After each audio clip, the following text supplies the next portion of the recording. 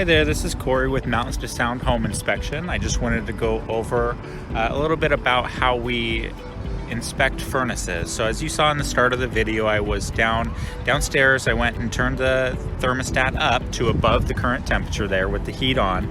Now I'm taking the faceplate off and I'm just looking for the burners to be burning correctly, a nice bright blue. As you can see, they'd all just turned on right there. Also looking for any moisture intrusion, any rusting and corrosion found within.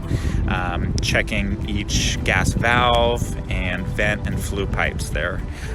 Also, one more thing that you want to always check for is your air filter. So that's the return air that's going through the house.